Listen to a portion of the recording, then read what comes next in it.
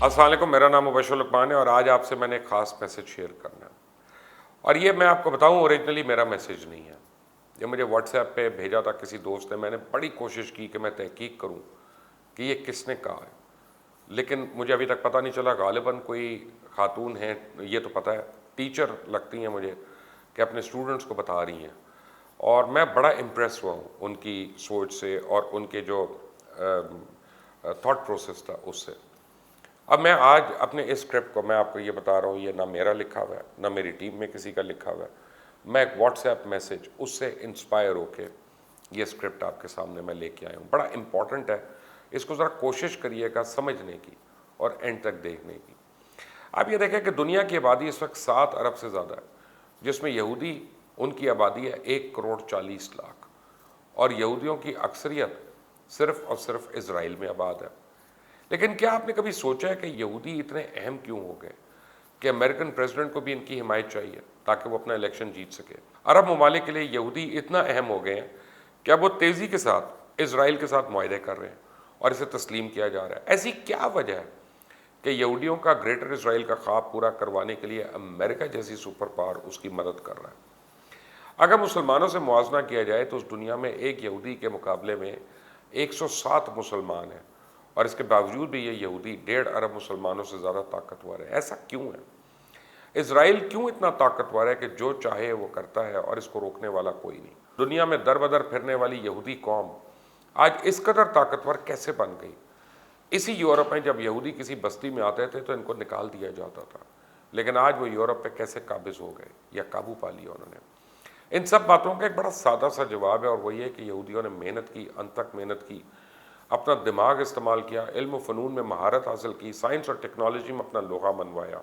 आखिरी 105 सालों में 1,40,00,000 यहूदी, जो कि दुनिया की आबादी का सिर्फ 0.2% बनता है, इनमें 193 ने 193 ने नोबेल प्राइज़ हासिल किया, जबकि 1.5 अरब मुसलमानों में सिर्फ 12 अफराद ने नोबेल प्राइज़ हासिल किए, जिनमें से 9 लोगों ने पीस नोबेल प्राइज़ हासिल किया, जबकि सिर्फ 3 लोगों ने साइंस में नोबेल प्राइज़ हासिल किया।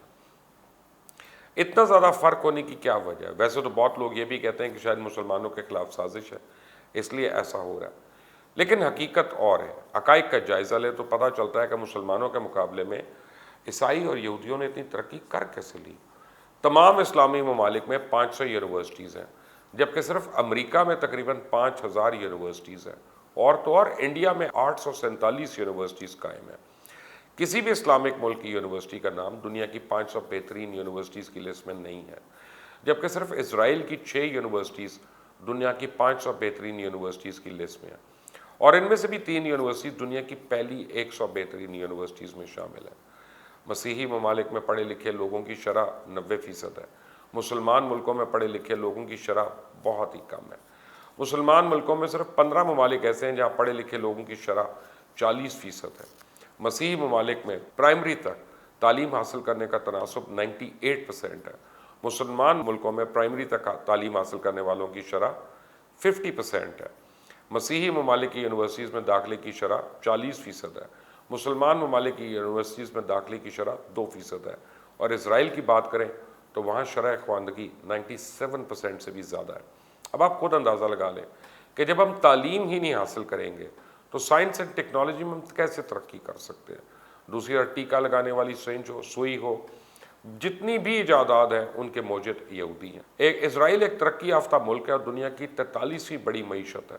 मशरक़ वस्ता में म्यार ज़िंदगी के अतबार से इसराइल सबसे आगे है और एशिया में तीसरे नंबर पर है। दुनिया में औसतन ज़्यादा उम्र के हवाले से इसराइल दुनिया के चंद बेहतरीन गिने चुने ममालिक में शामिल है। इसकी इजादात ऐसी हैं जो रोज़मर्रा के मामलात में नागुज़ीर हैं। इसी यहूदी कौम ने chemistry, physics, medical sciences, information technology, energy sector, agriculture, genetics, defence systems and weapons और फूड के शोबों में ऐसी इजादात और तरक्की की है कि उनका बॉयकॉट अब बाकी ममालिक में मुमकिन ही नहीं रहा। बड़ी से बड़ी बीमारी का इलाज हो या मुख्तलिफ ममालिक की जासूसी का मामला, आलमी सतह पर सियासत हो या मीडिया के अहम इदारे, सब पर यहूदियों का कंट्रोल है। यहूदी लॉबी इतनी मजबूत है कि अमेरिका के सदर को भी इंतखाब जीतने के लिए उनकी मदद चाहिए होती है।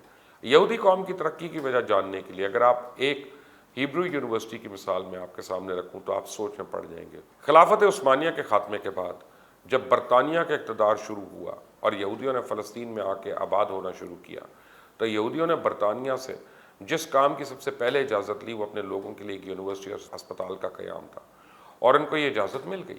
اس کے بعد انہوں نے ایک پہاڑ کے اوپر یونیورسٹی کی تعمیر شروع کی، لیکن عمارت کی تعمیر مکمل ہونے کا انتظار کیے بغیر انہوں نے 1918 میں ہی تعلیمی سلسلے کا آغاز شروع کر دیا، جبکہ عمارت 1925 میں جا کے مکمل ہوئی، اور اس یونیورسٹی نے ہی اسرائیل کی جڑوں کو مضبوط بنانے میں اہم کردار ادا کیا۔ اس یونیورسٹی کے ذریعے انہوں نے اپنی ہیبرو زبان کو زندہ کیا، بالکل ختم ہو چکی تھی یہ۔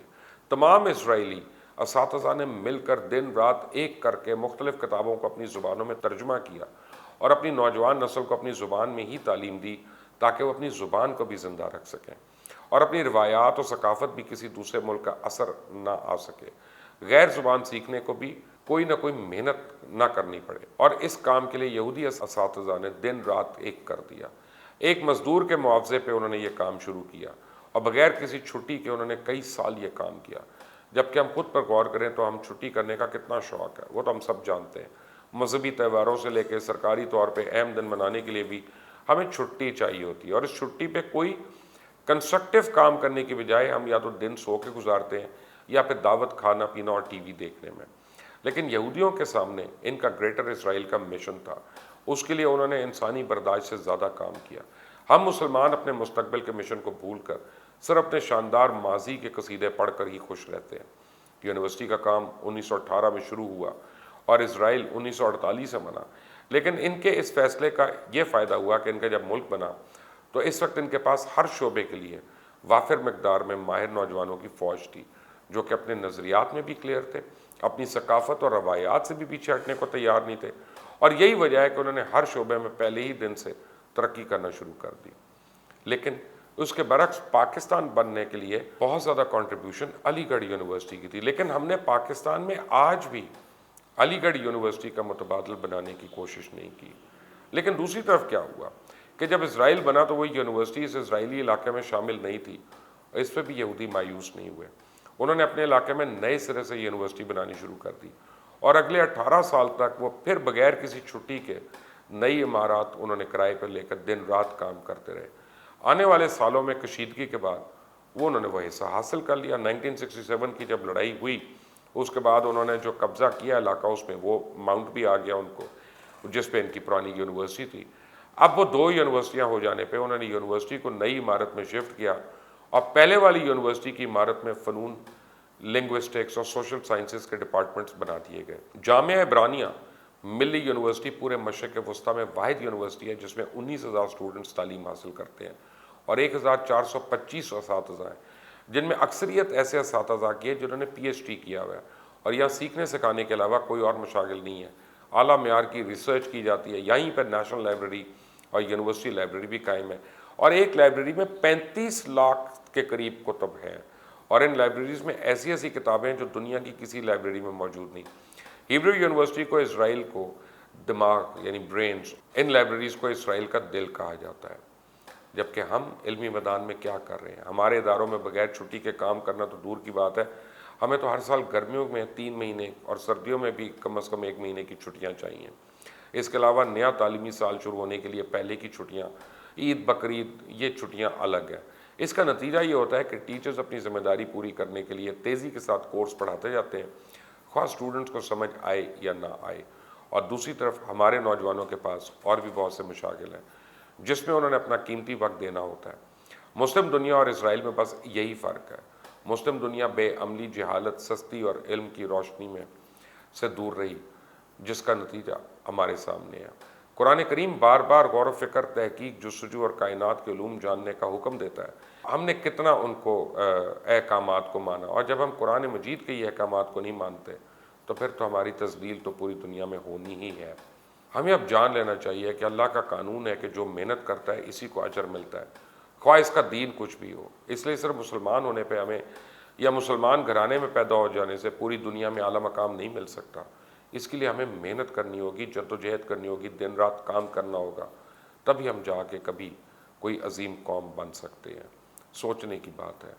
اس کو ایک لمحے سوچئے گا اور یہ سوچئے گا کہ جتنی آپ نے چھٹیاں کی، اگر اتنے دن آپ نے پڑھنے پہ لگایا ہوتا، کام کرنے پہ لگایا ہوتا، کسی کو کوئی سکھانے میں لگایا ہوتا، تو آپ کی آج ویلیو کیا ہوتی۔ دوسرا، آپ یہودیوں کے ہسپتال دیکھیں، آپ ان کے دیکھیں کار خیر کے جو کام کرتے ہیں۔ ہم لوگ زکوٰۃ بہت دیتے ہیں، اس میں کوئی شک نہیں ہے کہ ہم دنیا میں سب سے زیادہ زکوٰۃ دینے والے ملک اور قوم ہیں، پاکستان خاص طور پہ۔ لیکن ہم کتنے ہسپتال بناتے ہیں جو دنیا کے لوگوں کے لیے ایک مثال ہو کہ جناب یہ بہت اچھے ہسپتال ہیں۔ ہمارے نہیں ہیں ایسے ہاسپٹلس۔ 10 ہسپتالوں کا نام بتا دیں، آپ کو وہی ہسپتال جانا ہوگا، آپ چاہے انگلینڈ میں جائیں، چاہے نیو یارک میں جائیں، چاہے کہیں اور پہ جائیں، جو یہودیوں کے بنائے ہوئے ہیں۔ تعلیم کی اہمیت سے ہم بہت دور ہو چکے ہیں۔ کب آپ کے بچوں نے یا آپ نے کوئی آخری بار ایک کتاب پڑھی اپنے شوق کے لیے، سٹوری کے لیے، کہانی کے لیے؟ کورس کی یا سلیبس کی کتاب کی بات نہیں کر رہا، صرف اس بات سے آپ کو پتہ چل جائے گا کہ ہم تعلیم سے کتنا دور ہوتے جا رہے ہیں، اور اگر یہی ہماری رفتار رہی تو ہمارا انجام کیا ہو سکتا ہے۔ مجھے اپنی رائے ضرور دیجیے گا۔ اللہ حافظ۔